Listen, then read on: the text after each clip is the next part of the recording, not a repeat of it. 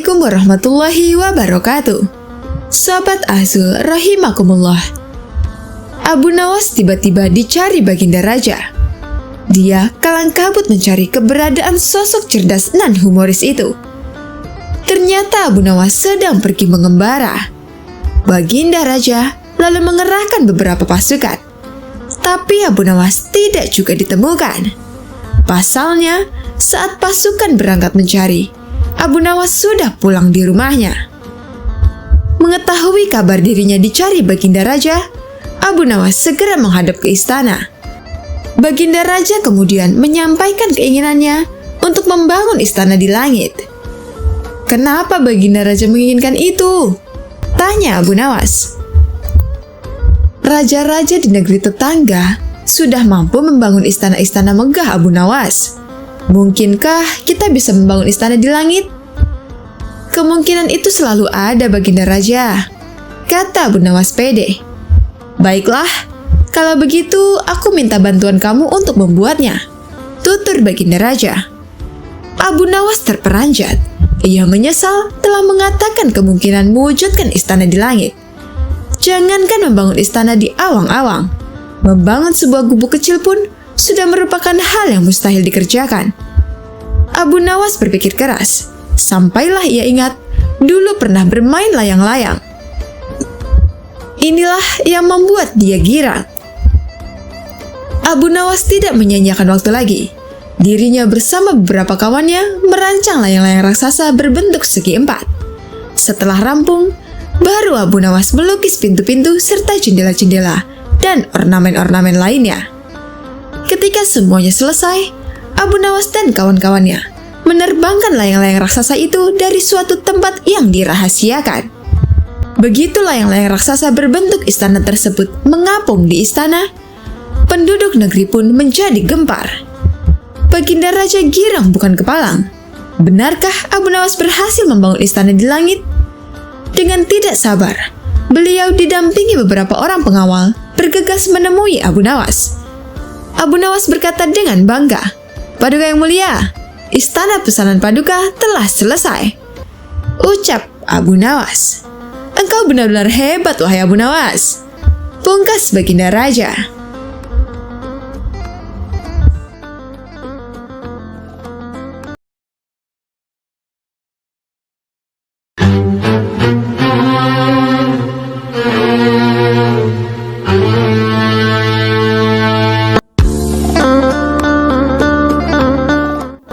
Sobat Azul rahimakumullah. Cerita Abu Nawas kali ini berawal dari suatu hari Baginda Raja kedatangan sahabatnya yang merupakan raja dari negeri seberang. Sahabatnya itu mengeluhkan perilaku putranya. Sang raja negeri seberang menceritakan bahwa anaknya sangat malas dan enggan disuruh belajar. Lalu yang lebih parah lagi, si anak bandelnya kelewat batas. Ia lebih suka melalui waktunya untuk bermain dan tidur. Manakala setiap kali sang raja mendatangkan guru untuk mengajari, si anak malah menertawakannya. Bahkan seringkali dilecehkan dan diabaikan. Hal ini membuat guru-guru yang mengajar memilih berhenti. Mereka tidak mampu menghadapi sifat putra raja negeri seberang yang nakal tersebut. Padahal sang raja berharap kelak putranya sanggup mewarisi kerajaan untuk generasi berikutnya. Kenapa tidak kau titipkan saja kepada Abu Nawas? Biarkan dia mendidik anakmu dengan caranya, tutur Baginda Raja menyarankan. Abu Nawas? Siapa itu Abu Nawas? Tanya sang raja negeri seberang. Dia itu ulama sufi yang terkenal cerdik dan pandai di kota Baghdad, jawab Baginda Raja. Baiklah, akan aku coba. Minggu depan, aku ajak putraku kemari, balas raja negeri seberang. Beberapa minggu kemudian, dengan diantar Baginda Raja, raja negeri seberang tersebut membawa putranya ke rumah Abu Nawas. Melihat kedatangan tamu seorang raja, tentu saja membuat Abu Nawas sangat terkejut. Ampun Paduka yang mulia, ada gerangan apa tiba-tiba Paduka datang kemari? Tanya Abu Nawas. Baginda Raja lalu mengungkapkan maksud kedatangannya. Ia hendak menitipkan putra sahabatnya kepada Abu Nawas untuk diajari ilmu agama dan kedisiplinan. "Wahai Abu Nawas, ajarkan anakku ilmu agama dan didiklah dia supaya disiplin," minta sahabat baginda raja. "Saya bersedia, tapi saya akan mendidiknya dengan cara saya, dan Paduka tidak boleh sakit hati," balas Abu Nawas. "Baik Abu Nawas, semuanya aku serahkan kepadamu," ujar sahabat baginda raja. Singkat cerita, pulanglah baginda raja dan sahabatnya. Baru saja ditinggal orang tuanya, si anak membuat ulah di rumah Abu Nawas. Ia dengan beraninya membentak Abu Nawas saat minta diambilkan air minum. Awalnya, Abu Nawas menanggapinya dengan senyuman. Ia selalu menuruti kemauan si anak tersebut. Hingga pada suatu hari, tiba-tiba Abu Nawas memukul si anak cukup keras, padahal tidak melakukan kesalahan apapun. Sejak saat itulah, si anak menjadi takut kepada Abu Nawas. Sifatnya yang bandel dan suka malas-malasan mendadak berubah menjadi penurut serta rajin. Beberapa tahun kemudian, orang tuanya datang untuk menjemput sang putra mahkota. Si anak ini menjadi pribadi yang sopan. Dia juga cerdas dan cepat menguasai berbagai ilmu agama yang diajarkan Abu Nawas. Melihat perubahan pada diri anaknya, sang raja negeri seberang menjadi senang dan bahagia. Seiring berjalannya waktu, si anak yang sudah menginjak dewasa dinobatkan sebagai raja untuk menggantikan posisi ayahnya. Berkat kecerdasan dan kedisiplinannya, dia menjadi raja yang gagah dan berwibawa. Suatu hari, dia teringat dengan Abu Nawas, sosok guru yang telah mendidiknya. Ia pun berencana untuk menemuinya dengan didampingi pasukan kerajaan. Pemuda yang kini sudah menjadi raja itu pun berangkat menuju ke rumah Abu Nawas. Setibanya di sana, dia langsung disambut hangat dan dipersilahkan masuk oleh Abu Nawas. Setelah cukup lama berbincang-bincang, ia lalu bertanya kepada Abu Nawas, "Guru, aku mau bertanya. Masih ingatkah suatu hari guru memukulku, padahal aku tidak bersalah waktu itu? Atas dasar apa guru melakukannya?" Sekian tahun lamanya, ternyata sang murid masih menyimpan pertanyaan tentang kenangan pahit dari sang guru. Mendengar pertanyaan tersebut, Abu Nawas menjawabnya dengan tersenyum. "Aku sudah lama menunggu datangnya hari ini ketika kamu bertanya tentang pukulan itu. Sekarang kamu tahu bahwa pukulan kezoliman itu membuatmu tidak bisa melupakannya begitu saja. Ia terus mengganggumu setiap waktu. Maka, ini adalah pelajaran untukmu di hari ketika kamu menjadi pemimpin seperti sekarang. Jangan pernah sekalipun menzolimi masyarakatmu, karena mereka tidak pernah bisa tidur dan tidak pernah bisa lupa pahitnya kezoliman," terang Abu Nawas. Setelah mendapat penjelasan dari Abu Nawas, sang raja yang baru itu merasa puas. Ia mendapat wejangan yang sangat berharga.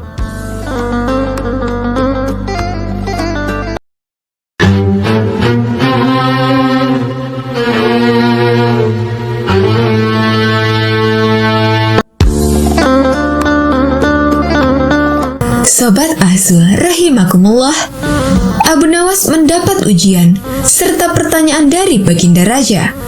Dia menjadi sosok labuhan akhir saat pertanyaan-pertanyaan baginda raja tidak bisa dijawab oleh orang-orang di istana. Ketika itu, baginda raja melontarkan pertanyaan terkait jumlah bintang di langit dan ikan di laut kepada Abu Nawas. "Wahai Abu Nawas, manakah yang lebih banyak jumlahnya, bintang-bintang di langit ataukah ikan-ikan di laut?" "Ikan-ikan di laut, baginda," jawab Abu Nawas dengan tangkas. "Bagaimana kau bisa langsung memutuskan begitu? Apakah engkau pernah menghitung jumlahnya?" tanya baginda raja. Abu Nawas menerangkan, "Paduka yang mulia, ikan-ikan di laut setiap hari ditangkapi dalam jumlah besar oleh warga dunia. Tetapi jumlah mereka tetaplah banyak, seolah-olah tidak pernah berkurang." "Lalu dengan bintang-bintang di langit?" tanya baginda raja penasaran. "Jumlah mereka juga banyak, Tapi bintang-bintang di langit tidak pernah ditangkapi dan tidak pernah diambil. Makanya jumlah mereka tidak pernah berkurang, ujar Abu Nawas dengan yakinnya.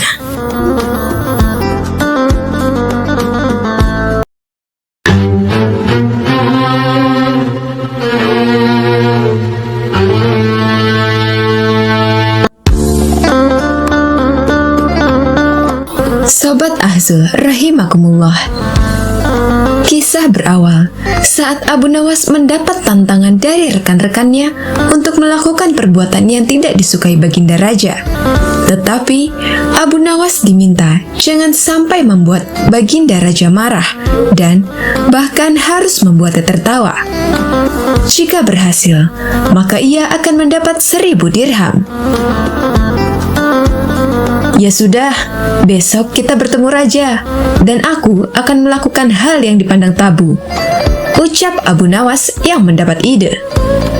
Keesokan harinya, Abu Nawas datang ke istana. Ia memakai kancing baju yang kancingnya itu disusun berdasarkan ukuran kecil ke besar, dan di atas serbannya juga ada kancing yang besar. Baginda Raja bertanya, "Abu Nawas, kamu sedang melucu apa hari ini? Pakai kancing yang ukurannya aneh, kecil, kemudian besar, kemudian paling besar." "Ya Baginda, bahkan saya masih punya ukuran yang lebih besar lagi," jawab Abu Nawas. "Di mana?" tanya Baginda Raja. Abu Nawas lalu berbalik, kemudian dia menungging ke hadapan Baginda Raja. Pantatnya digoyang-goyangkan. Ternyata kancing paling besar ditaruh di balik celananya. Kemudian Baginda Raja tertawa terpingkal-pingkal. Begitu juga teman yang menantangnya ikut tertawa terpingkal-pingkal. Abu Nawas pun mendapat hadiah 1000 dirham karena melakukan suatu hal yang kalau orang biasa melakukan itu pasti akan marah. Tetapi Baginda Raja malah tertawa dengan itu.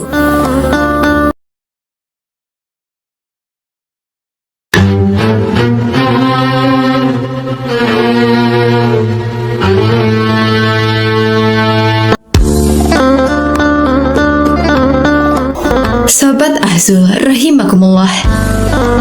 Dikisahkan, suatu ketika Abu Nawas bikin jin ifrit kalah telak setelah bisa memindahkan istana ke atas gunung. Diawali dari Baginda Raja yang baru saja membaca kitab tentang kehebatan Raja Sulaiman mampu memerintahkan para jin untuk memindahkan singgasana Ratu Bilqis ke dekat istananya.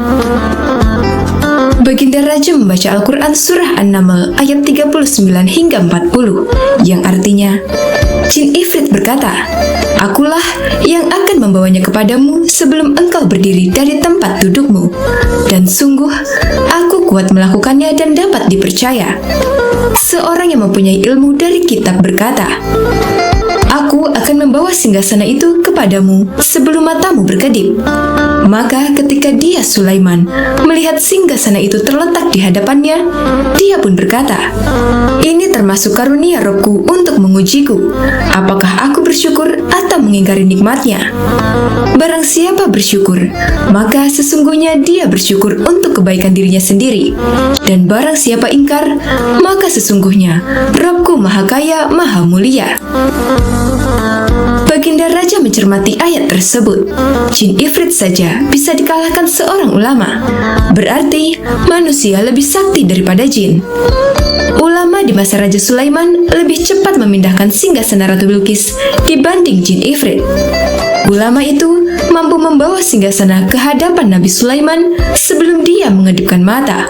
Sedangkan jin ifrit hanya mampu membawanya ke hadapan Nabi Sulaiman sebelum dia bangkit dari tempat duduknya. Baginda Raja tiba-tiba merasa tertarik. Hatinya mulai tergelitik untuk melakukan hal yang sama. Mendadak, beliau ingin istananya dipindahkan ke atas gunung agar bisa lebih leluasa menikmati pemandangan di sekitar. Bukankah hal itu tidak mustahil bisa dilakukan karena ada Abu Nawas yang amat cerdik di negerinya? Kalau di masa Raja Sulaiman ada ulama yang lebih hebat dari jin ifrit, di masa sekarang ada Abu Nawas, ujar raja dalam hati.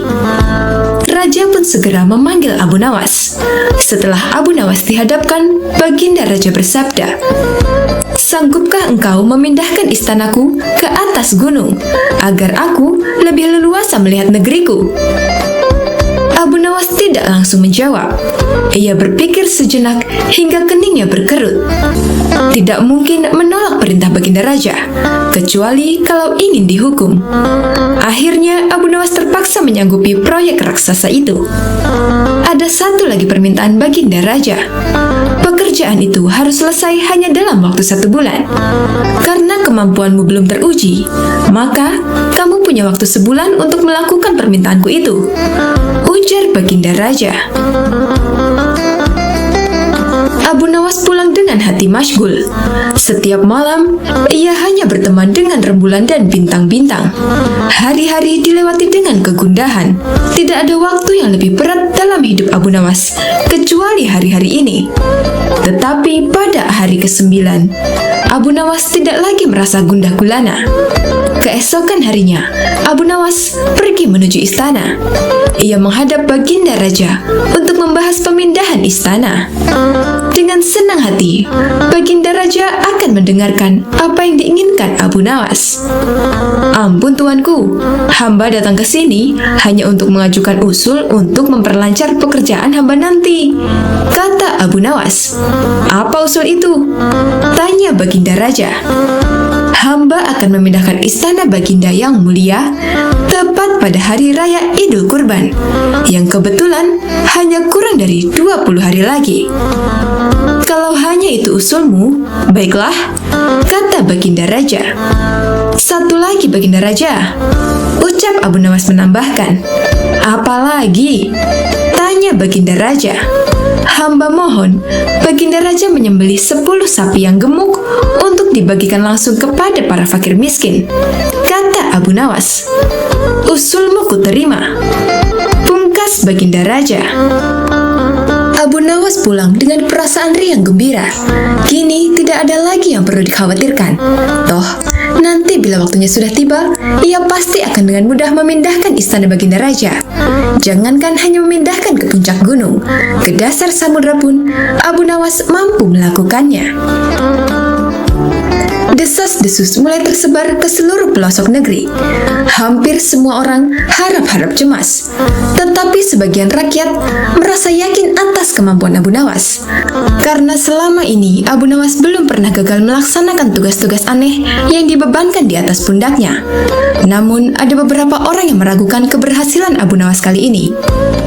Saat-saat yang dinantikan telah tiba. Rakyat berbondong-bondong menuju lapangan untuk melakukan sholat hari raya Idul Adha. Dan seusai sholat, 10 sapi sumbangan baginda raja disembelih, lalu dimasak, kemudian segera dibagikan kepada fakir miskin. Kini giliran Abu Nawas yang harus melaksanakan tugas berat itu. Abu Nawas berjalan menuju istana, diikuti oleh rakyat. Sesampai di depan istana, Abu Nawas bertanya kepada baginda raja, "Ampun tuanku yang mulia, apakah istana sudah tidak ada orangnya lagi?" tanya Abu Nawas. "Tidak ada," jawab baginda raja singkat. Kemudian Abu Nawas berjalan beberapa langkah mendekati istana. Ia berdiri sambil memandangi istana. Abu Nawas berdiri mematung, seolah-olah ada yang ditunggu. Benar, baginda raja akhirnya tidak sabar. "Abu Nawas, mengapa engkau belum juga mengangkat istanaku?" tanya baginda raja. "Hamba sudah siap sejak tadi, baginda," kata Abu Nawas. "Apa maksud engkau sudah siap sejak tadi? Kalau engkau sudah siap, lalu apa yang kau tunggu?" tanya baginda masih diliputi perasaan heran. "Hamba menunggu istana paduka yang mulia diangkat oleh seluruh rakyat yang hadir untuk diletakkan di atas pundak hamba. Setelah itu, hamba tentu akan memindahkan istana paduka yang mulia ke atas gunung sesuai dengan perintah paduka," kata Abu Nawas. Baginda Raja Harun al-Rasyid pun terpana. Beliau tidak menyangka Abu Nawas masih bisa terhindar dari hukumannya.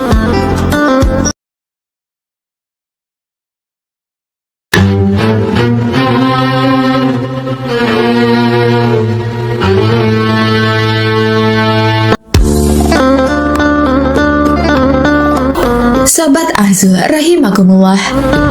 Cerita lucu Abu Nawas ini bermula ketika suatu hari dalam perjalanan, Baginda Raja merasa perutnya sedang sakit dan sudah tidak bisa lagi diajak kompromi. Saat itu juga, ia meminta para pengawal mendampinginya ke sungai demi menuntaskan hajatnya. Kebetulan sungai mengalir ke arah selatan. Sudah menjadi kebiasaan di kalangan masyarakat, jika Baginda Raja sedang buang hajat di sungai, maka rakyat dilarang keras buang hajat di sebelah utaranya Raja, sebab dikhawatirkan kotoran tersebut akan mengalir ke arah selatan dan mengenai Baginda Raja. Bagi yang melanggar, maka akan mendapat hukuman berat. Namun, kali ini peraturan tersebut tidak diindahkan oleh Abu Nawas. Dia dengan santainya ikut buang hajat di sebelah utara, agak jauh dari Baginda Raja. Sang Baginda Raja sedang asyik buang hajat, tiba-tiba ada suatu benda yang menyenggol bokongnya. Tanpa berpikir panjang, benda tersebut langsung dipegang dan dilihat oleh Baginda Raja. Ternyata benda itu adalah kotoran manusia. Raja langsung menyuruh para pengawal menyusuri sungai di sebelah utara dan mencari tahu siapa orang yang buang hajat. Benar saja, terlihat sosok Abu Nawas sedang buang hajat dengan santainya. Saat itu juga, para pengawal langsung menangkap dan membawanya ke hadapan Baginda Raja untuk dihukum. Ketika di depan Baginda Raja, Abu Nawas protes kenapa ditangkap dan dihukum. Raja pun menjelaskan bahwa perbuatan Abu Nawas telah melecehkan privasinya dan menginjak-injak harga dirinya sebagai seorang raja. Kamu memang keterlaluan, Abu Nawas. Berani-beraninya kau buang hajat di sebelah utaraku, sehingga kotoranmu mengenai bokongku. Kau harus menerima hukuman, bentak Raja. Maaf, tunggu sebentar Paduka yang mulia, kata Abu Nawas. Kali ini tidak ada lagi ampun bagimu, Abu Nawas, ucap Baginda Raja. Tunggulah sebentar, tolong beri hamba kesempatan untuk menjelaskannya. Hamba melakukan itu semua karena sangat menghargai engkau, Paduka yang mulia, kata Abu Nawas. Mendengar hal itu, Baginda Raja langsung sedikit tertegun. Ia penasaran dengan apa yang akan disampaikan oleh Abu Nawas. Perbuatan seperti itu kau bilang menghormatiku? Tanya Baginda Raja. Begini Paduka yang mulia, selama ini kan jika Paduka mengadakan perjalanan dengan rakyat ataupun pengawal, tidak ada satupun dari mereka yang berani mendahului jalannya Raja. Begitu juga dengan hamba Paduka yang mulia. Ketika hamba ikut rombongan Baginda, posisi berjalan hamba tidak berani mendahului Baginda. Itu hamba lakukan karena menjaga tata krama sopan santun kepada Baginda Raja, jawab Abu Nawas. Iya, itu bagus dan memang harus seperti itu. Tapi apa hubungannya dengan perbuatanmu sekarang ini? Tanya Raja lagi. Begini Paduka yang mulia, hamba ingin menghormati Paduka tidak setengah-setengah. Ketika buang hajat, hamba memilih di sebelah utara Baginda, dan hal ini hamba lakukan karena khawatir jika di sebelah selatan Baginda sedang buang hajat, maka nanti kotoran hamba tidak sopan kepada kotoran Baginda karena sudah berani berjalan mendahului kotoran Baginda. Itu semua hamba lakukan karena rasa hormat kepada kotoran Baginda, ngeles Abu Nawas. Mendengar penjelasan Abu Nawas, Raja malah tertawa terbahak-bahak. Ia tidak jadi marah dan menghukum Abu Nawas, tapi malah memberinya hadiah karena alasannya masuk akal dan telah menghibur Baginda Raja.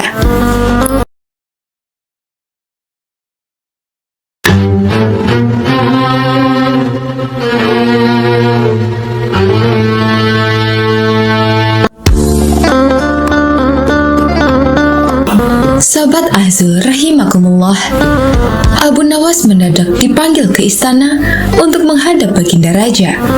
Ketika sudah sampai di sana, Baginda Raja langsung meminta Abu Nawas duduk di depannya. Ada gerangan apa Paduka memanggil hamba? Tanya Abu Nawas. Begini Abu Nawas, aku mengundangmu kali ini sama sekali bukan untuk mengerjai ataupun mempermainkanmu, tutur Baginda Raja. Serius, aku sangat benar-benar butuh bantuanmu. Barangkali kamu bisa memecahkan masalahku ini. Katanya melanjutkan. Memangnya ada masalah apa, Paduka? Hamba siap mendengarkan keluhan Paduka. Balas Abu Nawas. Baginda Raja pun menceritakan masalahnya. Beberapa hari yang lalu, sahabatku yang seorang raja Yahudi berkunjung ke istana. Dikarenakan lama tidak berjumpa, aku pun menyambutnya dengan senang hati. Akan tetapi, tanpa diduga, dia mengucapkan salam kepadaku. Assalamualaikum, yang artinya keselamatan bagi kalian semua.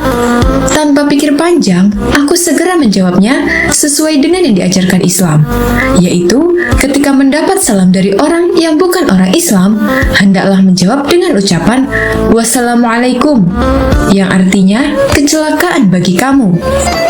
Tapi dengan jawaban itu, tentu saja dia merasa tersinggung. Kemudian Raja Yahudi itu berkata kepadaku, "Mengapa kamu tega membalas salamku yang penuh dengan doa keselamatan, dijawab dengan doa yang mengandung kecelakaan?" Saat itu, aku sungguh tidak bisa berkata apa-apa, wahai Abu Nawas. Aku hanya bisa terdiam. Jujur saja, aku merasa bersalah. Tapi, aku juga tidak mungkin melanggar syariat agama. Pertemuanku dengan dia selanjutnya tidak berjalan sebagaimana mestinya.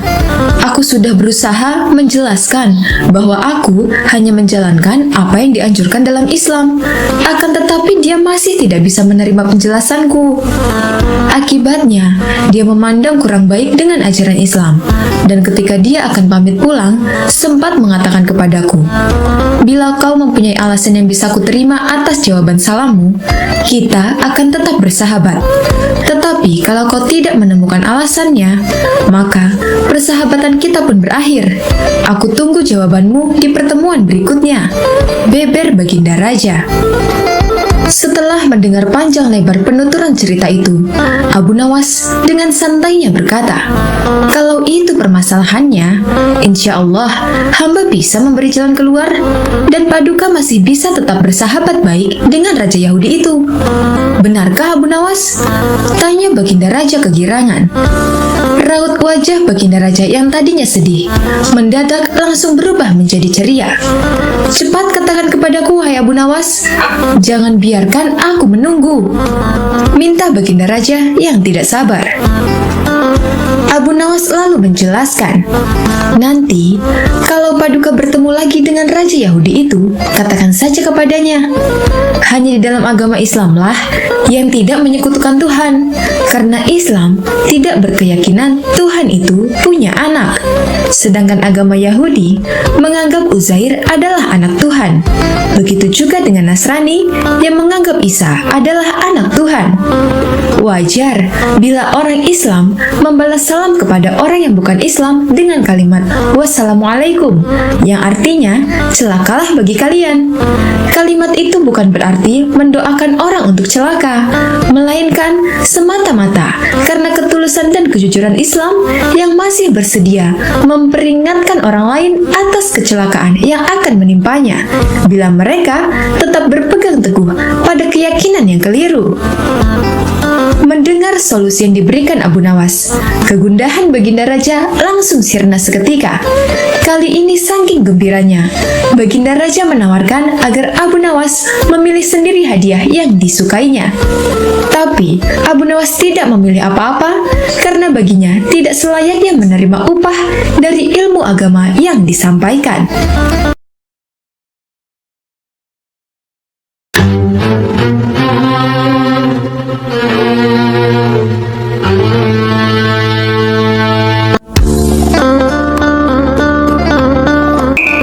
Sobat Azul rahimakumullah, Abu Nawas mempunyai istri yang sangat galak dan cerewet. Tapi sikap itu bukan tanpa alasan. Sebab Abu Nawas sering pulang malam sampai membuatnya cemas. Suatu hari, Abu Nawas keluar rumah hingga tengah malam. Sang istri pun gelisah dan emosi dengan kelakuan suaminya itu. Berjam-jam dia menunggu Abu Nawas pulang, tapi tak kunjung datang. Saking Saking kesalnya, istri Abu Nawas pun punya rencana kejam. Dia berencana memarahi suaminya itu dan memukulnya lewat jendela. Waktu pun sudah menunjukkan larut malam. Begitu gelap, namun Abu Nawas tetap saja tak kunjung pulang.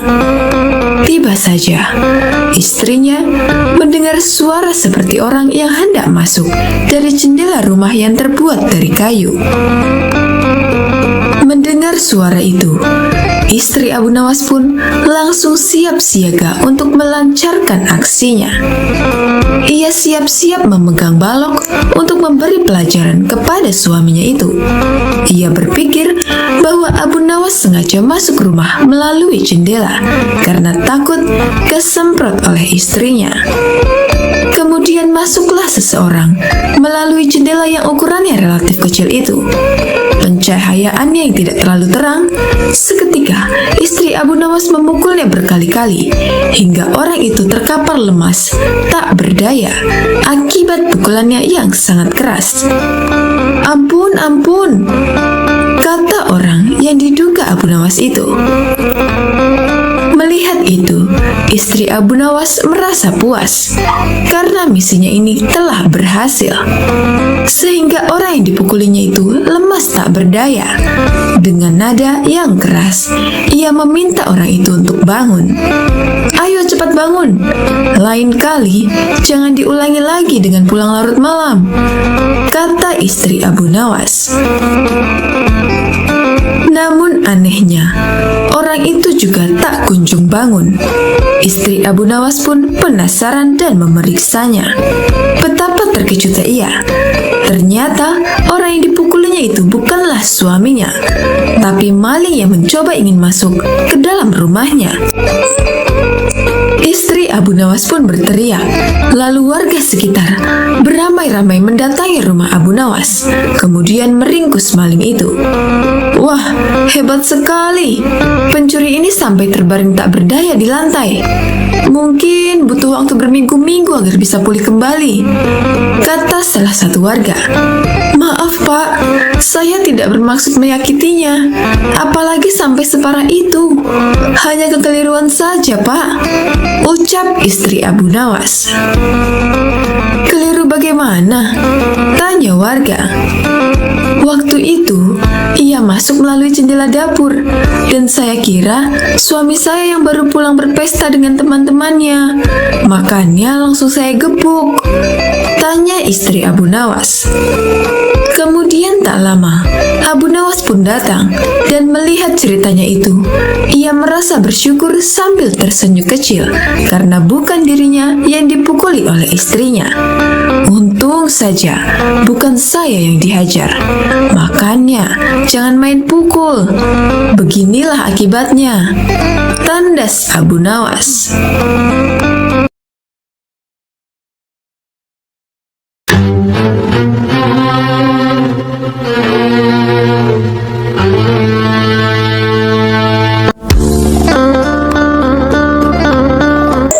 Sahabat Azul rahimakumullah, Abu Nawas pada suatu hari pergi keluar kota untuk menemui sahabat lamanya. Dia membawa perbekalan seadanya dan berangkat menuju rumah temannya itu. Singkat cerita, sampailah ia di rumah sahabatnya. Assalamualaikum, ucap Abu Nawas memberi salam saat mengetuk pintu rumah sahabat lamanya. Ketika pintu rumah dibuka, sahabatnya kaget bercampur bahagia. Waalaikumsalam Abu Nawas, apa kabarmu? Jawab sahabatnya sambil memeluk Abu Nawas. Mari silakan masuk, ajak sang sahabat Abu Nawas. Mereka berdua saling melepas rindu dan terlibat perbincangan yang penuh canda tawa. Setelah mengobrol kesana kemari, terdengarlah suara adzan asar. Wahai kawan, aku minta izin sholat di rumahmu ya, pinta Abu Nawas. Oh silakan Abu Nawas, aku mau keluar sebentar untuk membeli makanan, ujar sahabatnya. Abu Nawas Nawas lalu ke kamar mandi untuk berwudu. Tapi saat akan melaksanakan sholat, ia bingung kemana arah kiblat. Ingin bertanya, tapi sahabatnya sedang keluar beli makanan. Abu Nawas pun coba menunggu sahabatnya pulang. Lama menunggu, ternyata sahabatnya tidak kunjung datang. Akhirnya Abu Nawas memutuskan sendiri kemana arah kiblat sholat. Abu Nawas menggelar sajadahnya dan mulai menunaikan sholat. Tidak berapa lama kemudian, sahabatnya pun datang. Dia tertawa melihat Abu Nawas sholat menghadap kiblat yang salah. Setelah Abu Nawas selesai menunaikan sholat, sahabatnya memberitahu, "Hai Abu Nawas, arah kiblatnya bukan ke situ." "Apakah arah sholatku salah?" tanya Abu Nawas. "Tidak, hanya saja arah sajadahmu yang salah," jawab sahabatnya. "Kalau begitu, tegur saja sajadahku, jangan aku," balas Abu Nawas. Keduanya pun tertawa bersama-sama. "Ya sudah, mari kita sholat berjamaah. Habis itu kita baru makan-makan," ujar Abu Nawas kepada sahabatnya.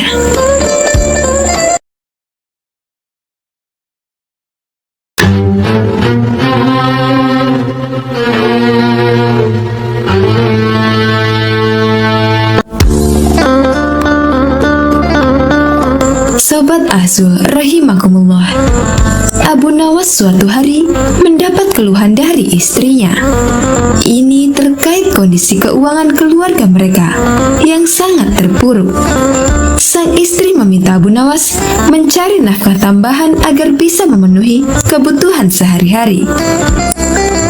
Abu Nawas sebenarnya beberapa kali dihadiahi beberapa keping emas oleh Baginda Raja, tapi selalu dibagi-bagikan kepada mereka yang membutuhkan, maka kondisinya pun tetap kekurangan. "Hai suamiku, kapan kau belikan aku gaun yang indah? Hidupmu hanya kau habiskan untuk berdoa saja," ujar istri Abu Nawas. "Semua ini kulakukan untuk mendapat ridho Allah Subhanahu wa Ta'ala, istriku," ucap Abu Nawas. "Kalau begitu, coba kau minta upah kepada Allah saja," kata istri Abu Nawas. Abu Nawas pun langsung pergi ke pekarangan dan berdoa, "Ya Allah, berilah hamba upah 100 keping perak," teriaknya berulang-ulang. Hal ini didengar tetangganya yang sedang beristirahat di depan rumahnya. Tetangga tersebut melempari kepala Abu Nawas dengan kepingan uang perak hingga 100 keping. Uang 100 keping perak itu dikumpulkan dan diberikan kepada istrinya. Namun tetangga Abu Nawas tidak terima uangnya diambil begitu saja. Didatanginya rumah Abu Nawas dan meminta uangnya dikembalikan. Namun Abu Nawas tidak bersedia mengembalikannya. Ia merasa itu adalah upah yang diberikan Allah Subhanahu wa Ta'ala atas doa dan ibadahnya selama ini. Akhirnya mereka sepakat menyelesaikan masalah ini di pengadilan. Di dalam sidang, hakim mengajukan pertanyaan, "Apa pembelaanmu Abu Nawas?" "Tetangga hamba ini sudah gila, Tuan Hakim. Dia pikir semua harta di dunia ini adalah miliknya. Jika dituruti, maka jubah hamba, kuda hamba, dan semuanya akan diakuinya," tutur Abu Nawas. "Tapi itu memang milikku," sahut tetangga Abu Nawas. Akhirnya, hakim memutuskan si tetangga telah mengganggu kekhusyuan ibadah Abu Nawas karena melemparinya dengan uang perak. Sebagai hukumannya, uang-uang itu menjadi milik Abu Nawas.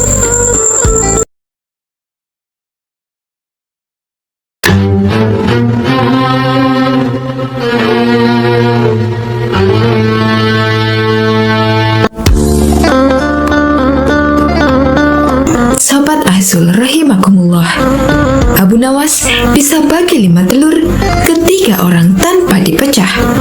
Memang sosok ini memiliki kecerdasan yang luar biasa.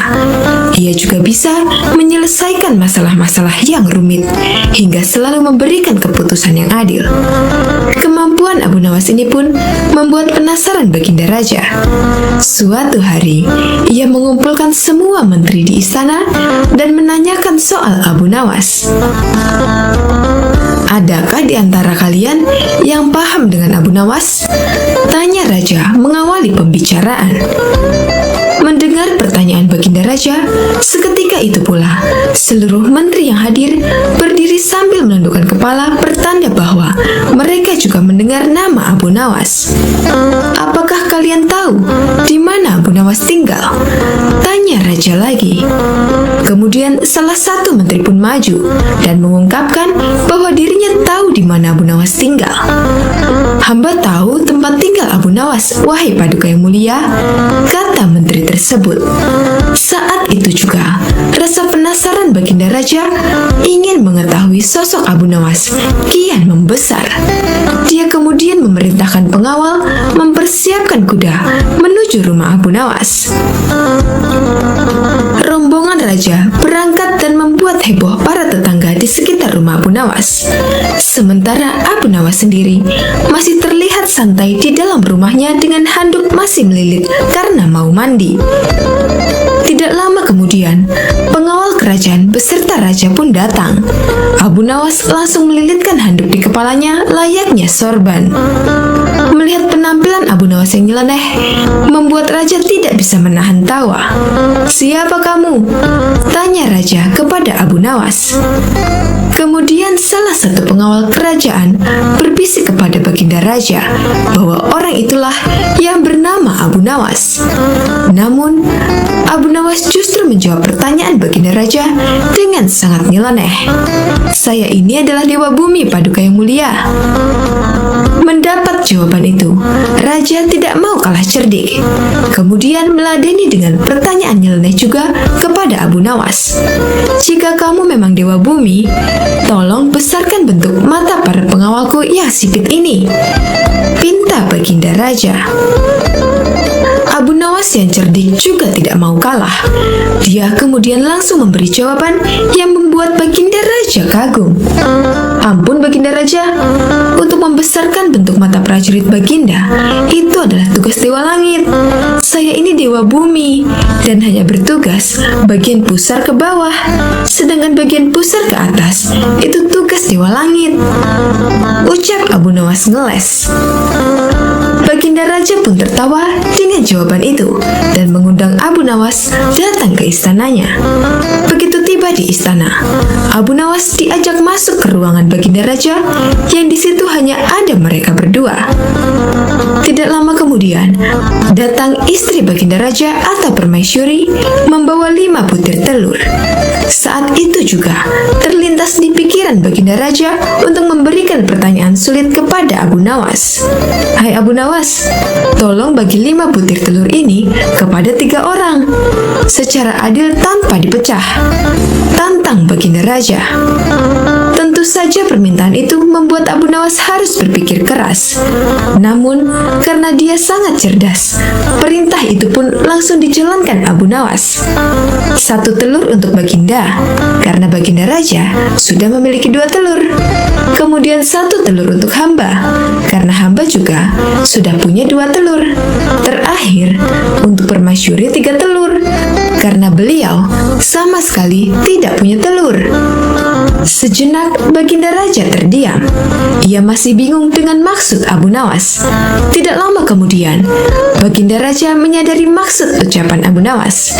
Dia pun langsung tertawa terbahak-bahak bersama sang Permaisuri. "Kau memang cerdas, Abu Nawas. Ini ada hadiah untukmu karena telah berhasil membuat kami terhibur," ujar Baginda Raja. Sejak saat itu, Abu Nawas selalu diundang Baginda Raja untuk menemaninya, sekaligus memberikan pertanyaan sulit kepada Abu Nawas.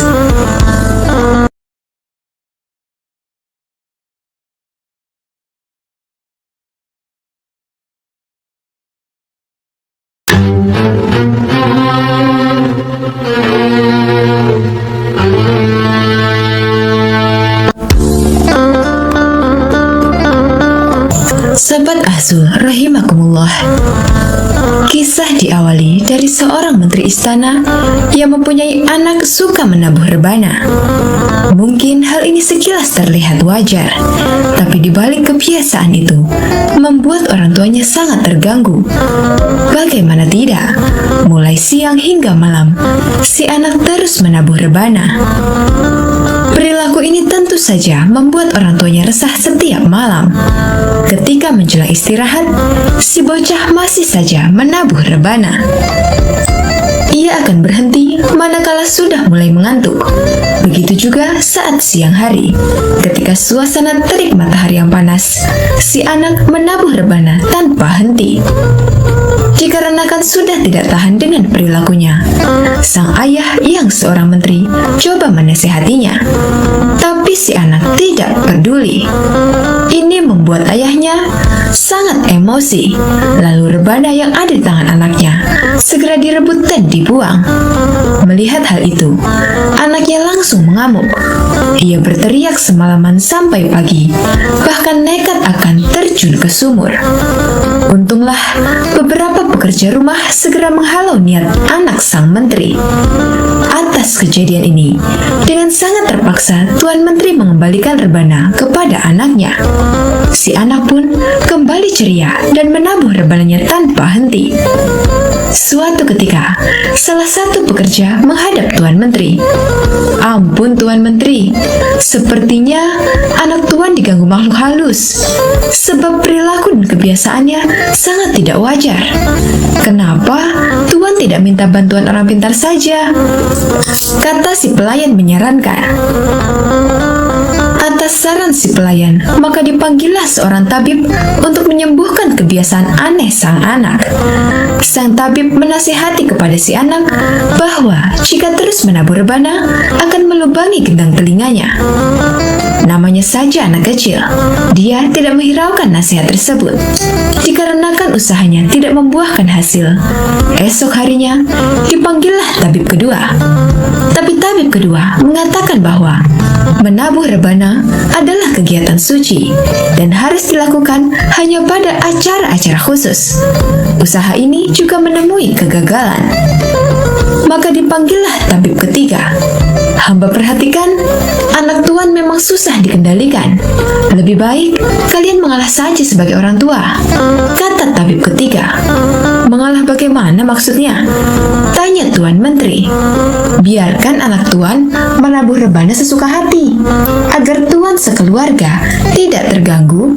Tutup telinga dengan kapas," saran tabib ketiga.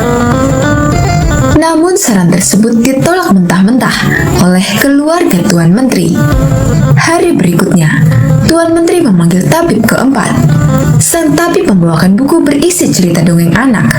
Ia pun mendekati anak Tuan Menteri dan membacakan cerita yang ada di dalam buku tersebut.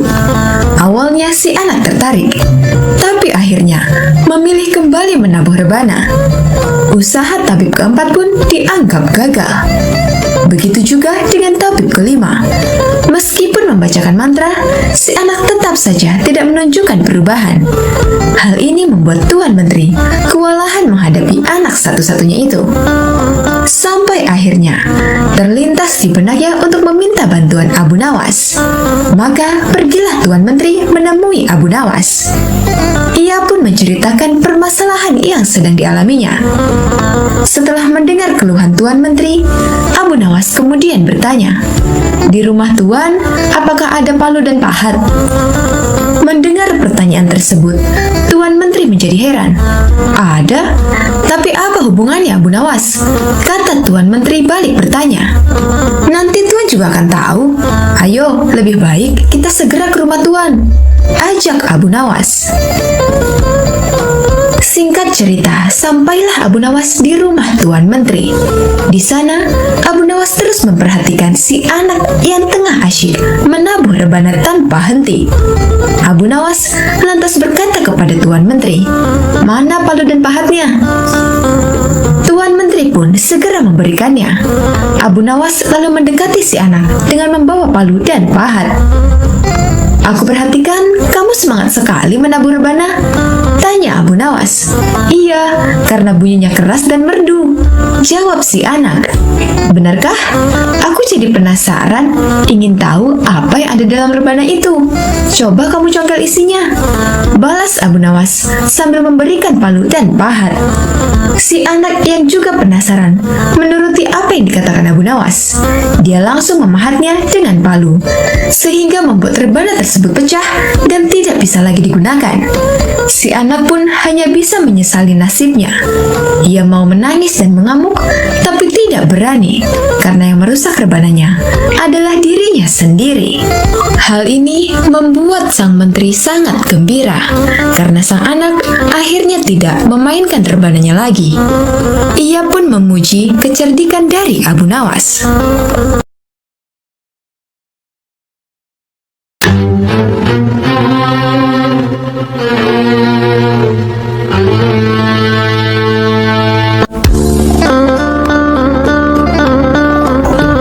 Diperintah oleh Baginda Raja untuk menjahit lumpang batu yang pecah. Tampaknya Raja masih saja mencari cara untuk mengalahkan sosok humoris dan cerdas tersebut. Setelah itu, Baginda Raja benar-benar ingin menghukum Abu Nawas karena memang akhir-akhir ini sering membuat malu dirinya, bahkan di hadapan rakyatnya sendiri. Siasat apa ya supaya Abu Nawas bisa tertipu? Pikir Baginda Raja dalam hatinya. Untuk beberapa lama, Baginda Raja masih belum menemukan caranya. Akhirnya, ia terpaksa meminta bantuan dari menteri-menterinya. Tapi dari sekian banyak usulan para menterinya, tidak ada satupun yang menurut Baginda Raja berbobot.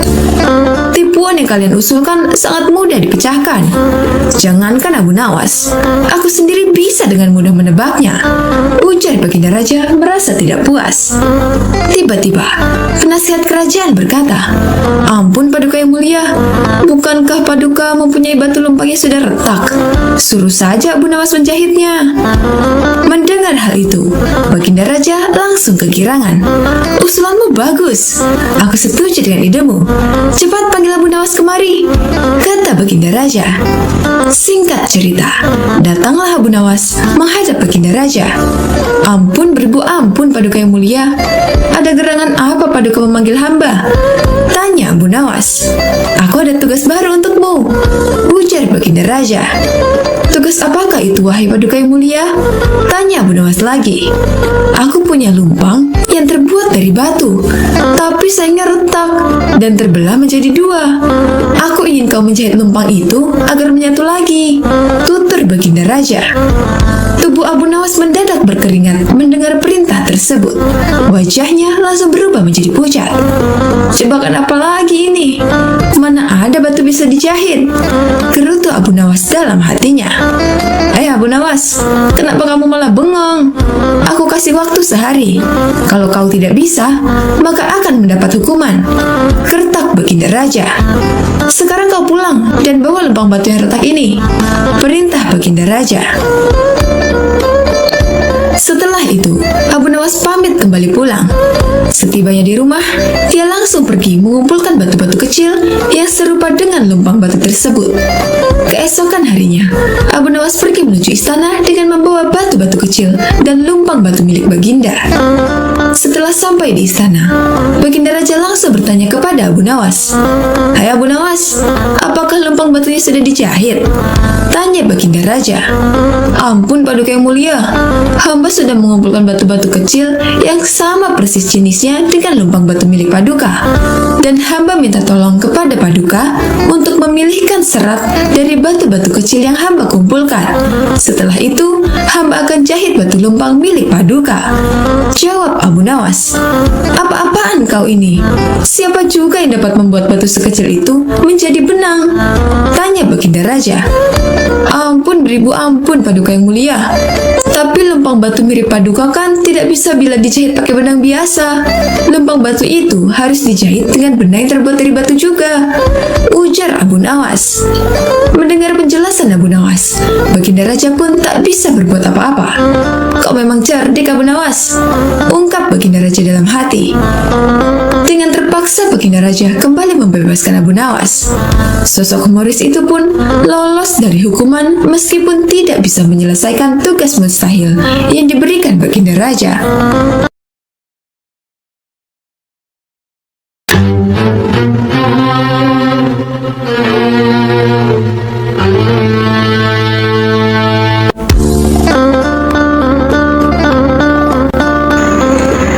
Abu Nawas mendengar bahwa di negeri seberang ada sebuah kerajaan yang aman, adil, makmur, dan sentosa karena dipimpin raja yang bijaksana. Sang raja sudah memimpin sejak usia muda hingga sekarang di masa tua, belum pernah digantikan oleh siapapun, dan rakyatnya tidak pernah keberatan karena raja memerintah dengan sangat adil. Suatu hari, raja merasa jenuh. Ia ingin istirahat menjadi raja selama setahun. Namun uniknya, tidak menyerahkan posisi raja kepada anak keturunannya, tetapi malah mengadakan sayembara untuk mencari sosok yang pantas menjadi raja. Disebarlah pengumuman ke seluruh negeri. Siapapun boleh menjadi raja, mulai rakyat jelata sampai kaum bangsawan. Tetapi ada dua syarat yang harus dijalani. Syarat pertama, dia akan dijadikan raja selama setahun. Syarat kedua, setelah menjadi raja selama setahun, maka harus diasingkan di sebuah hutan belantara yang dihuni oleh ribuan hewan buas. Syarat pertama tentu saja bukan masalah besar, justru merupakan suatu keberuntungan. Namun syarat kedua membuat orang-orang yang berhasrat menjadi raja akan berpikir dua kali, karena semua orang tahu seperti apa hutan belantara yang penuh binatang buas. Karena itulah sayembara tersebut belum ada yang berani mengajukan diri sebagai raja. Akhirnya datang seorang pemuda yang menyatakan kesanggupannya menjadi raja dan menerima dua syarat tersebut. Pemuda ini sebenarnya adalah pemuda biasa yang ingin merasakan bagaimana nikmatnya menjadi raja, karena selama ini ia hidup sangat pas-pasan. Diangkatlah dia menjadi raja, dan mulai saat itu mendapat pelayanan layaknya seorang raja. Harta berlimpah, wanita cantik, makan dan minuman enak, serta fasilitas istimewa lainnya. Tetapi sayang, ternyata ketakutannya akan kematian membuatnya tidak bisa menikmati semua itu. 3 bulan pertama, dia mulai gelisah karena umurnya tinggal 9 bulan lagi. 3 bulan kedua, ia makin tidak tenang makan dan tidak tidur nyenyak. 3 bulan ketiga, dia mulai menyesali keputusannya menjadi raja.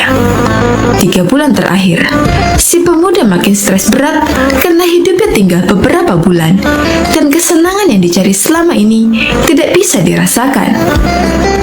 Ketika masa jabatannya sebagai raja sudah berakhir, lalu dibuanglah dia ke hutan belantara. Tidak butuh waktu lama, terdengar kabar ke seluruh negeri jika pemuda itu tewas dimakan binatang buas. Adanya peristiwa tersebut membuat orang-orang kian enggan melamar menjadi raja. Tapi ternyata masih saja ada pemuda lain yang ingin melamar menjadi raja. Diangkatlah pemuda kedua ini menjadi raja. 3 bulan pertama menjadi raja, ia puas-puaskan berpesta karena sadar hidupnya tidak akan lama lagi. 3 bulan kedua dan berikutnya, hari-harinya ia habiskan dengan foya-foya dan pesta pora. Bulan berganti bulan, pestanya makin gila-gilaan. Ia sudah tidak peduli lagi pada apapun. Dia hanya ingin bersenang-senang sebelum mati setelah jabatannya sebagai raja berakhir. Lalu dibuanglah dia ke hutan belantara. Tak berapa lama, terdengar kabar bahwa bahwa si pemuda kedua tewas diterkam singa. Tubuhnya dicabik-cabik dan jadi rebutan para singa. Peristiwa ini membuat banyak orang melupakan mimpi menjadi raja. Mereka masih penasaran apakah masih ada orang yang cukup bodoh untuk melamar menjadi raja. Suatu hari, Abu Nawas mampir ke negeri tersebut dengan tujuan menemui sahabat lamanya yang kebetulan merupakan penduduk di sana. Sesampainya di negeri itu, dengan penuh kehangatan, Abu Nawas disambut temannya. Mereka berdua saling melepas rindu satu sama lain. Di sela-sela obrolannya, Abu Nawas merasa iba dengan kondisi sahabatnya itu. Ia kini hidup miskin, tinggal di gubuk kecil reot, hanya seorang diri. "Mana istrimu?" tanya Abu Nawas. "Semenjak aku jatuh miskin, ia pergi meninggalkanku," jawab sang sahabat. "Ya sudah, ya sabar ya. Yang penting kamu jangan tinggalkan sholat. Dan jangan lupa berdoa kepada Allah agar Allah membukakan pintu rezeki untukmu," tutur Abu Nawas. "Alhamdulillah, aku tidak pernah tinggalkan sholat. Bahkan, aku sekarang rajin berpuasa sunnah," balas sahabatnya. "Oh iya, ngomong-ngomong, mana nih makanannya? Dari tadi kenapa belum keluar?" celetuk Abu Nawas. "Maaf Abu Nawas, aku sudah tidak punya apa-apa. Aku sendiri kadang sehari makan, kadang tidak," ujar sahabatnya. Mendengar hal itu membuat hati Abu Nawas makin tersenyum. "Kenapa tidak mencari kerja? Upahnya kan bisa untuk membeli makanan," tanya Abu Nawas. "Setiap hari aku keluar untuk cari pekerjaan, tapi belum juga dapat. Mungkin belum rezekiku," jawab sang sahabat. "Kalau mau nekat sih sebenarnya aku bisa. Bahkan aku bisa menjadi raja dan kaya raya. Tapi itu hanya sementara. Setelah itu aku mati diterkam binatang buas di hutan belantara," kata sahabatnya melanjutkan. "Maksudmu bagaimana?" tanya Abu Nawas heran. Kemudian sahabatnya itu memberitahu tentang sayembara yang diadakan rajanya. Mendengar sayembara tersebut, Abu Nawas terdiam sejenak. Tiba-tiba terlintas di benak Abu Nawas sebuah ide yang cemerlang. "Kamu ingin hidup kaya? Aku akan membantumu. Sekarang juga antarkan aku ke hadapan rajamu. Aku mau mendaftar menjadi raja," ucap Abu Nawas. "Kamu gila ya? Jangan Abu Nawas, itu sama saja bunuh diri," cegah sahabatnya. "Sudahlah, turuti saja perkataanku," timbal Abu Nawas. Maka diantarlah Abu Nawas ke istana untuk menemui sang raja. "Ada perlu apa kalian datang kemari?" tanya sang raja. "Maaf Tuan, hamba Abu Nawas dari negeri seberang ingin mendaftar menjadi raja. Itu pun kalau Tuan Raja mengizinkan," ucap Abu Nawas. "Oh, tentu saja boleh. Siapapun dipersilahkan menjadi raja. Tapi ada 2 syarat yang harus dijalani," ujar sang raja. "Hamba siap Paduka yang mulia, tapi hamba minta satu permintaan. Izinkan sahabat hamba ini menjadi pengawal pribadi hamba," kata Abu Nawas sambil menunjuk sahabatnya yang berdiri di sampingnya. "Oh, silakan saja. Saat menjadi raja selama setahun, kau berhak atas segala sesuatunya, termasuk mengatur semua prajurit kerajaan beserta para menteri. Tapi ketika masamu menjadi raja berakhir, sahabatmu juga harus ikut kau dibuang ke hutan belantara," timbal sang raja. Sahabat Abu Nawas ini kaget dan sempat menolak dijadikan pengawal pribadinya. Namun akhirnya Abu Nawas berhasil membujuknya. Mendengar ada yang melamar menjadi raja lagi membuat masyarakat begitu penasaran. Sebagian menertawakan kebodohan tersebut, sementara yang lain merasa iba dan kasihan. Abu Nawas akhirnya diangkat menjadi raja dan diberi segala kemewahan serta kemudahan mendapatkan fasilitas layaknya baginda raja. Ternyata berbeda dengan dua pemuda sebelumnya. Abu Nawas tidak berpesta pora dan foya-foya, namun ia membuat beberapa tindakan selama menjadi raja. 3 bulan pertama, Abu Nawas memerintah ribuan prajurit untuk membabat habis hutan belantara dan memindahkan semua binatang buas ke tempat lainnya. Sebagai raja, tentu perintahnya harus dipatuhi. Setelah 3 bulan berlalu, hutan belantara tempat ia akan dibuang kini menjadi tanah kosong yang siap huni. 3 bulan kedua, Abu Nawas memerintahkan para arsitek membuat istana megah untuk dirinya, tentunya dengan uang kerajaan yang dikuasai. Abu Nawas bisa membangun apa saja, termasuk membangun istana di tanah yang dulunya adalah hutan belantara. Dalam jangka waktu 3 bulan, berdirilah istana megah dan kokoh. 3 bulan ketiga, Abu Nawas memerintahkan para prajurit membawakan harta dan perabotan dikirim ke istana yang baru saja dibangun. 3 bulan terakhir, Abu Nawas menawarkan kepada masyarakat siapa saja yang mau pindah di wilayah istananya akan dibuatkan rumah dan diberi modal uang untuk berdagang. Kesempatan tersebut tidak disia-siakan oleh warga. Ratusan orang mendaftarkan diri untuk pindah ke sekitaran istana Abu Nawas. Selama 3 bulan terakhir, tempat yang tadinya hutan belantara kini berubah menjadi pemukiman penduduk. Bahkan, di sana Abu Nawas mempunyai istana dengan dipenuhi harta kekayaan. Akhirnya habislah masa jabatan Abu Nawas sebagai raja. Sesuai perjanjian, Abu Nawas dan sahabatnya dibuang ke hutan belantara yang kini sudah menjadi pemukiman penduduk. Sesampainya di sana, Abu Nawas dan sahabatnya memasuki istana barunya. Ini semua untukmu. Kau sekarang sudah menjadi orang kaya raya. Tapi jangan lupa bersedekah, tutur Abu Nawas. Sahabatnya itu terkejut bukan main. Ia langsung merangkul Abu Nawas dan mengucapkan terima kasih. Akhirnya Abu Nawas pun pamit pulang kembali ke negerinya. Wallahu a'lam bishawab.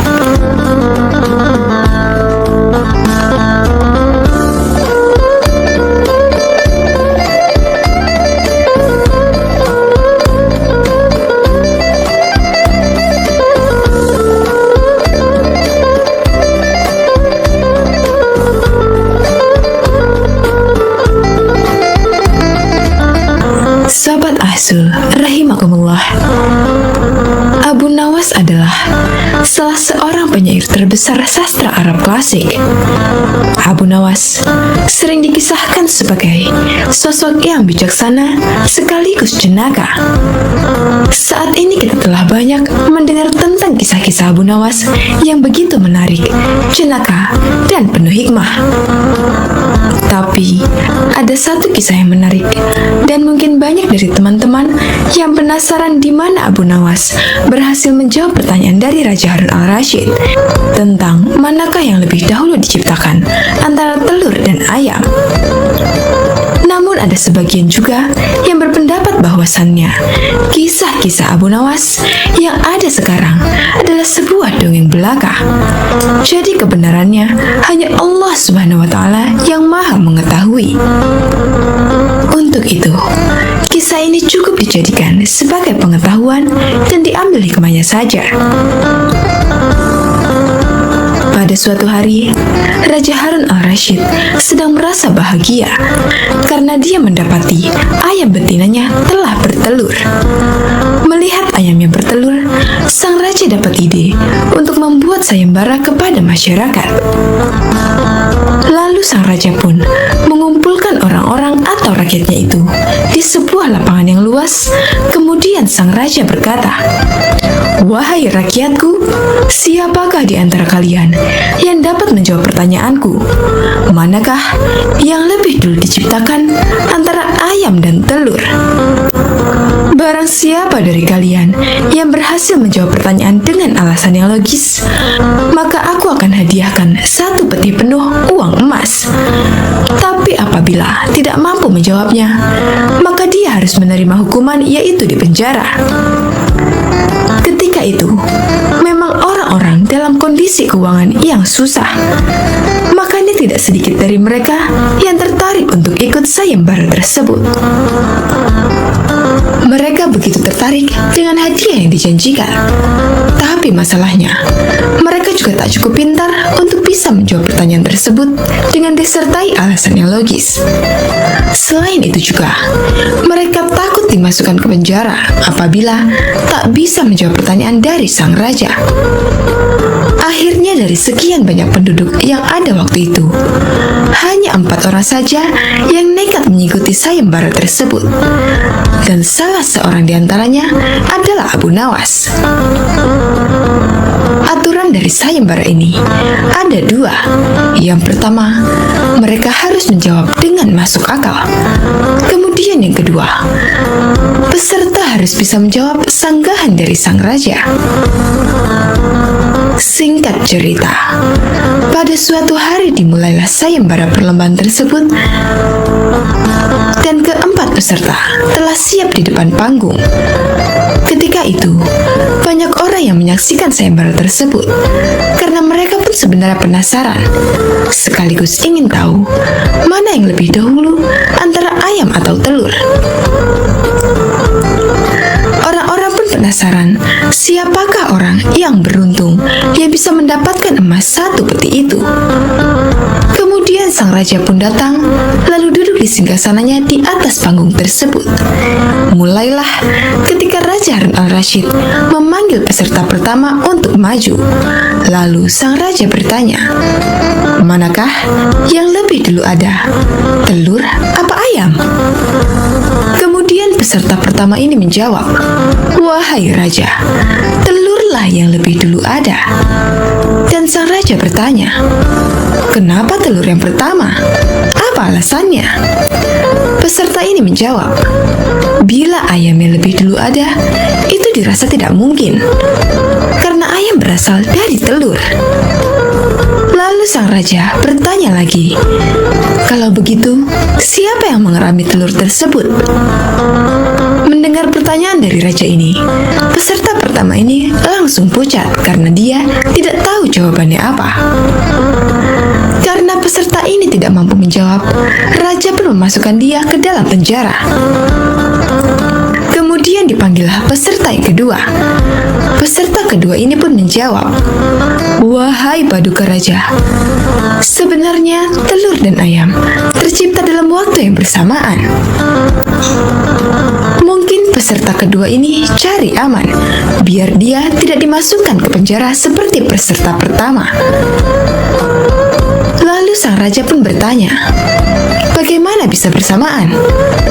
Peserta kedua pun menjelaskan, bila ayam lebih dulu, itu tentu tidak mungkin, karena ayam berasal dari telur. Dan bila telur lebih dulu, itu juga dirasa tidak mungkin, karena telur tidak bisa menetas tanpa dierami. Raja pun mengangguk-angguk, kemudian bertanya lagi, bukankah ayam betina bisa bertelur tanpa ayam jantan? Peserta kedua ini pun langsung kebingungan dan tak bisa menjawab sanggahan dari raja. Maka peserta kedua ini dijebloskan ke penjara. Dan tibalah giliran peserta yang ketiga. Dia berkata, wahai yang mulia, sebenarnya ayamlah yang diciptakan lebih dulu daripada telur. Kemudian sang raja berkata, jika itu pendapatmu, coba jelaskan kenapa bisa demikian. Peserta ketiga menjelaskan, menurut hamba, yang pertama diciptakan adalah ayam betina.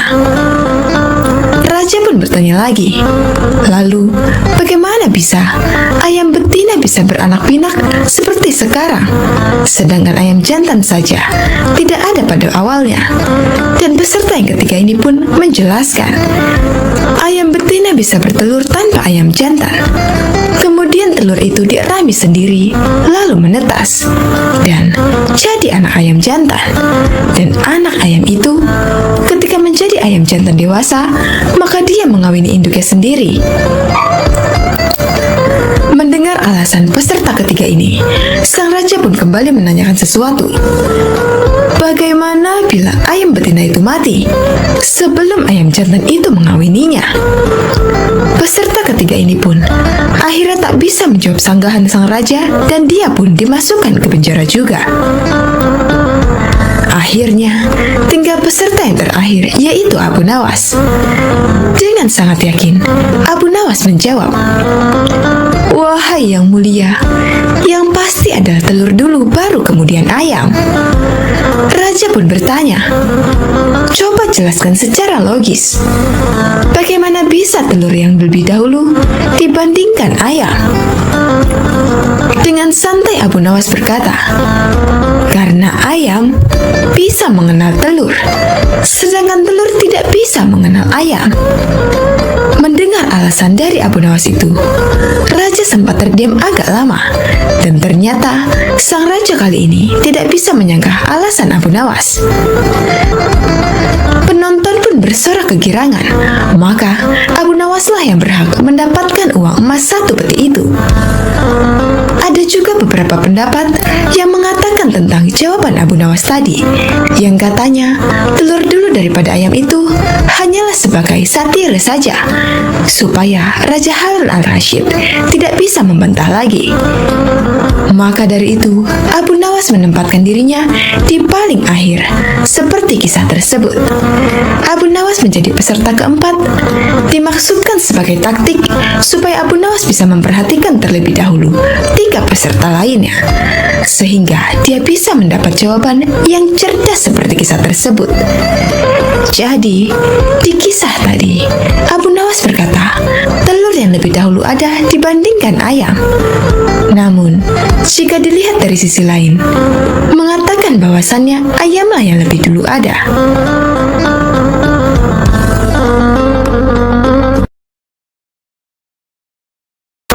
Sobat Azul, rahimakumullah. Suatu ketika, Abu Nawas tertunduk sedih saat mendengar perkataan istrinya. Tadi pagi, atas perintah langsung dari raja, beberapa pengawal kerajaan membongkar dan menggali rumahnya dengan paksa. Istrinya memberitahukan Abu Nawas bahwa perintah untuk menggali rumahnya itu disebabkan karena raja bermimpi di bawah rumah Abu Nawas terdapat emas dan permata yang tak ternilai harganya. Tetapi setelah digali, ternyata emas dan permata itu tidak ditemukan.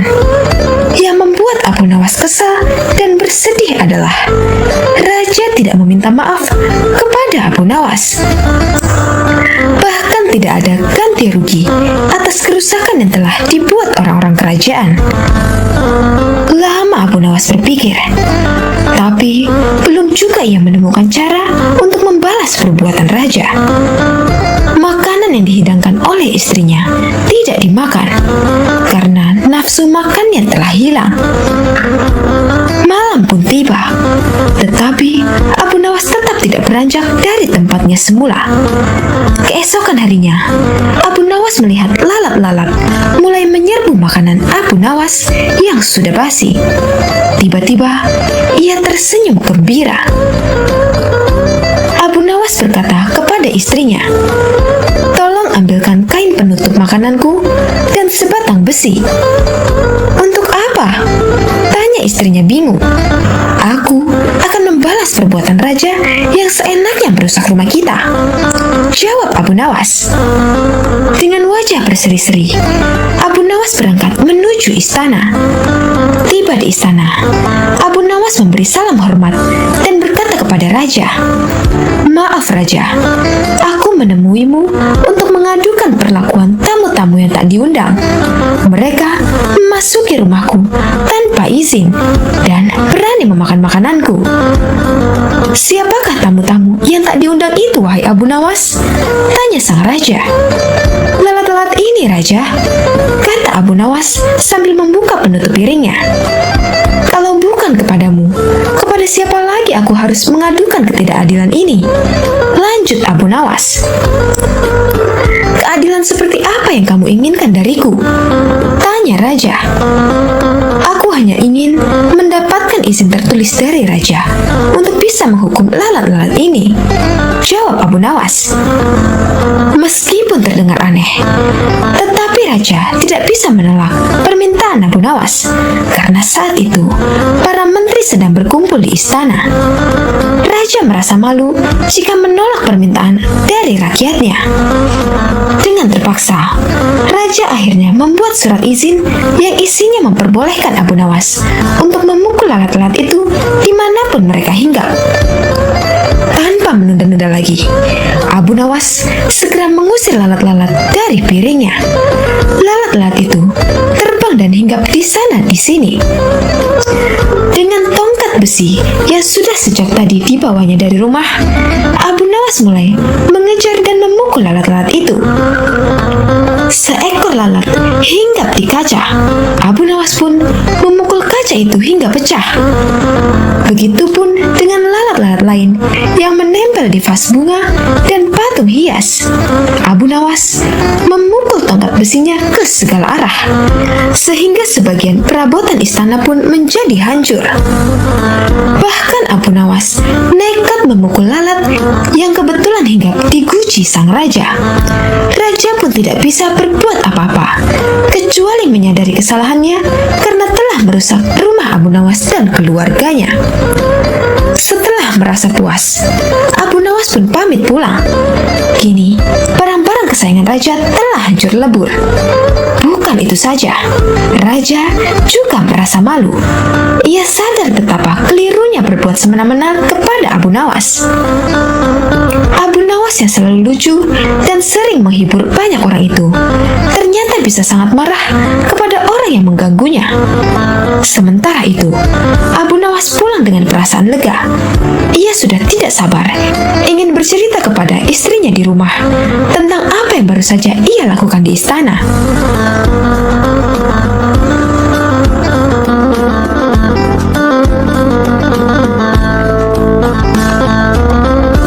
Sobat Azul rahimakumullah, Abu Nawas adalah seorang penyair Arab klasik dan terkenal. Meski populer dan kerap disapa dengan Abu Nawas, sebetulnya panggilan tersebut bukanlah nama aslinya. Mengutip dari buku Abu Nawas, Sufi dan penyair ulung yang jenaka, susunan Muhammad Ali Faqih, julukan Abu Nawas ia peroleh karena rambutnya yang ikal dan panjang sebahu. Nama lengkapnya ialah Abu Ali Al-Hasan bin Hani Al-Hakami. Abu Nawas lahir di Provinsi Ahwaz sekitar Khuzestan, barat daya Persia tahun 757 Masehi. Walau begitu, banyak perbedaan pendapat terkait tahun lahir Abu Nawas. Ketika beranjak dewasa, Abu Nawas membantu sang paman bekerja sebagai pembuat minyak wangi. Seusai bekerja, ia sering pergi ke masjid untuk belajar berbagai ilmu agama dan pengetahuan lainnya, seperti syair, fikih, dan ilmu hadis. Abu Nawas terkenal sebagai murid yang cerdik dan antusias dalam mempelajari berbagai ilmu pengetahuan. Suatu hari, Abu Nawas bertemu dengan Abu Usamah yang merupakan ahli sastra sekaligus pujangga terkenal. Ia sangat terkesima dengan kemampuan Abu Nawas membuat syair, hingga diajarkan berbagai ilmu mengenai syair. Dikenal sebagai sosok yang jenaka dan cerdas, banyak kisah menarik mengenai Abu Nawas. Salah satunya ketika ia bersikeras mencari neraka. Hari masih terlalu pagi, bahkan azan subuh pun belum berkumandang. Tetapi Abu Nawas sudah terlihat sibuk mencari sesuatu di halaman rumahnya. Ada di mana sebenarnya? Gumam Abu Nawas sambil membawa lampu dan menggoyang-goyangkannya. Jika di sekitar rumah tidak ada, aku harus mencarinya kemana lagi? Lanjut Abu Nawas. Tak lama kemudian, terdengar azan subuh. Abu Nawas pun segera bergegas pergi ke masjid. Di sepanjang jalan, ia pun masih sempat memeriksa tempat-tempat yang tertutup. Hai Abu Nawas, sedang apa? Apakah kau kehilangan sesuatu?" tanya seseorang yang melihat gerak-gerik Abu Nawas yang sedang mencari-cari sesuatu. Namun, Abu Nawas tidak menjawab pertanyaan itu. Pikirannya terlalu sibuk sendiri. Selesai salat subuh, Abu Nawas masih saja sibuk mencari. Kali ini ia mencari di sekitar masjid. Ia membuka semua kotak dan tong yang ada di sana. Penyair jenaka itu juga mencari di bawah jembatan, di balik semak, hingga di atas atap. Orang-orang merasa heran sekali dengan tingkah laku Abu Nawas. Sebenarnya, benda apa yang hilang sehingga ia bertingkah seperti itu? Bisik seseorang kepada yang lain. Siang harinya, Abu Nawas masih terlihat sibuk mencari kesana kemari. Meskipun matahari bersinar terik, Abu Nawas masih tetap membawa lampu minyak miliknya. Kali ini ia mencari ke sekitar rumah-rumah warga. Lagi-lagi, aksinya ini membuat para tetangganya merasa keheranan. "Hai Abu Nawas, apakah kau butuh bantuan?" tanya salah satu tetangga yang memperhatikan Abu Nawas sedari tadi. Namun Abu Nawas menolak tawaran tersebut. 2 hari berikutnya, Abu Nawas masih saja sibuk mencari sesuatu itu kemana-mana sambil membawa lampu minyak miliknya, baik malam ataupun siang hari. Hingga hari keempat, orang-orang sudah tidak sabar lagi dan sangat penasaran dengan apa yang sebenarnya dicari oleh Abu Nawas. Sehingga di antara mereka ada yang mendesak Abu Nawas sambil bertanya, "Hei, siang hari begini, buat apa membawa lampu minyak? Jadi sebenarnya apa yang kau cari?" "Aku sedang mencari neraka," jawab Abu Nawas. Sontak semua orang yang ada sekitar Abu Nawas dan mendengar jawabannya tertawa terbahak-bahak. "Dasar orang gila.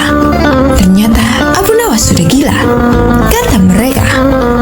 Setelah itu, mereka mulai bubar karena tidak mau berurusan dengan orang gila. Sesuai hukum yang ada di kota Baghdad, orang gila dilarang untuk berkeliaran. Mereka harus ditangkap dan dikurung. Beberapa warga Baghdad akhirnya melaporkan kelakuan Abu Nawas kepada prajurit kerajaan agar segera menangkap Abu Nawas. Abu Nawas pun ditangkap dan dibawa ke penjara istana. Hal ini membuat seluruh kota Baghdad pun geger. Mereka dibuat penasaran dengan tingkah dan kesalahan apa lagi yang dilakukan oleh Abu Nawas. Begitu mendengar Abu Nawas di penjara, Raja Harun memerintahkan agar Abu Nawas dipanggil dan bertemu dengannya. Berangkatlah pengawal Raja Harun untuk menjemput dan membawa Abu Nawas. Setelah sampai di sana, Raja Harun memerintahkan ikatan tangan Abu Nawas untuk dilepas. Beliau pun bertanya, "Kali ini, apalagi kesalahanmu, wahai Abu Nawas?" "Maaf, Baginda, saya tidak melakukan kesalahan sama sekali," jawab Abu Nawas. "Lantas, mengapa kamu membawa lampu di siang hari seperti orang gila?" tanya Raja Harun. "Saat itu, saya sedang sibuk mencari neraka, Baginda Raja." Raja dan seluruh menteri yang ada di ruangan itu tertegun mendengar jawabannya. "Kau gila, memang benar kau sudah gila," teriak Raja di depan Abu Nawas. "Tidak Raja, saya tidak gila. Mereka lah yang gila. Mereka yang melaporkan, menangkap, serta yang menganggap saya gila," jawab polos Abu Nawas. Abu Nawas meminta Raja untuk mengumpulkan semua yang terlibat dalam penangkapannya. Raja Harun mengabulkan dan mendatangkan mereka. Setelah semua sudah berkumpul dengan jumlah yang cukup banyak, Abu Nawas bertanya dengan lantang, "Wahai kalian yang mengaku waras, apakah menurut kalian orang yang berbeda pandangan adalah orang yang berdosa dan sesat?" "Benar," jawab orang-orang. "Apa hukumnya bagi orang yang berdosa dan sesat. Kamu memang gila. Tentu saja hukumannya adalah neraka. Dan kamu adalah contoh orang yang sesat. Kamu pasti akan masuk neraka, jawab orang-orang itu. Baiklah, menurut kalian, aku pasti akan masuk neraka, bukan? Lalu, di mana letak neraka itu? Milik siapakah neraka itu? Jika neraka itu milik Allah dan letaknya di akhirat, lantas mengapa mereka begitu mudah menentukan neraka bagi seseorang? Jawab Abu Nawas. Maaf Baginda, apakah mereka ini malaikat Allah? Jangan-jangan mereka semua yang gila, tanya Abu Nawas kepada raja. Raja langsung tertawa terbahak-bahak mendengar perkataan Abu Nawas. Setiap hari saya mendengar orang-orang dengan mudahnya mengatakan, kamu pasti masuk neraka. Maka saya jadi penasaran, apakah neraka itu ada di bumi ini? Ungkapan cerdas Abu Nawas kepada Raja Harun. Dari kisah ini dapat diambil hikmah bahwa tak sepantasnya kita dengan mudahnya menghakimi seseorang yang berdosa bahwa ia pasti masuk neraka. Sebab hidayah Allah tak ada yang tahu akan datang kepada siapa.